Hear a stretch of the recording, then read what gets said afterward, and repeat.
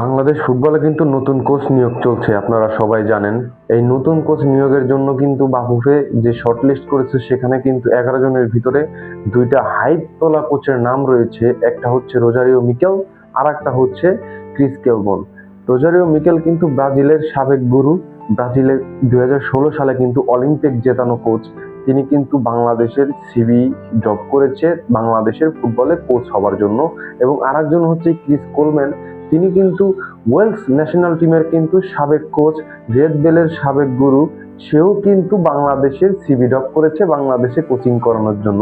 তাহলে একবার চিন্তা করুন, বাংলাদেশে একটা মানে ফুটবলে তাদের নামই নেই, নাম গন্ধই নেই, সেই দেশের হয়ে কোচিং করা যাচ্ছে বিশ্বের নামি দামি সব কোচেরা, যারা লাখ লাখ কোটি কোটি টাকা বেতন নিয়ে থাকেন প্রতি মাসে।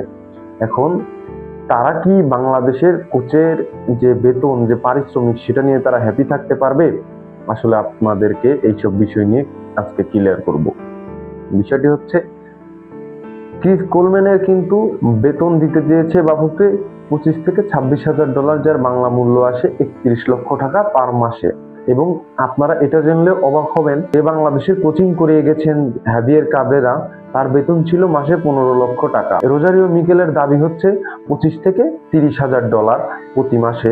এখন এর ভেতর থেকে কিছু কমানো বাড়ানো করে আর কি বিষয়টি মিটমাট করতে চাইবেন বাফুফে কর্তারা। কিন্তু এখন বিষয় হচ্ছে, ক্রিস কোলম্যানকে নিয়ে যে পরিমাণ হাইপ উঠেছে গণমাধ্যমে, এটা নিশ্চিত হয়ে গেছে বলতে পারেন বাংলাদেশের কোচ নাকি ক্রিস কোলম্যান, এমনটাই শোনা যাচ্ছে বিভিন্ন সংবাদ গণমাধ্যমে।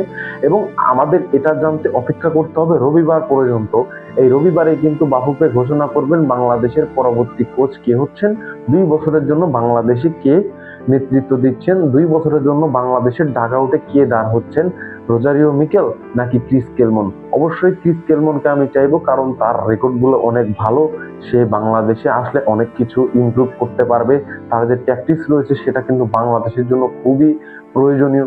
তার যে ব্রেন্টের ভিতরে যেসব খেলাধুলার মারপ্যাচ রয়েছে, সেই কোচ হিসেবে কিন্তু খুব পারফেক্ট। তাকে দরকার বাংলাদেশের জন্য।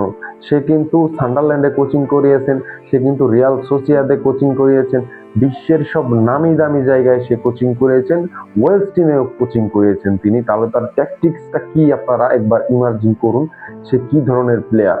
এখন তার জন্য শুভকামনা থাকবে, সে বাংলাদেশে আসুক, এটা আমরা চাই, এবং বাংলাদেশ ফুটবলটাকে আরো উন্নত করুক।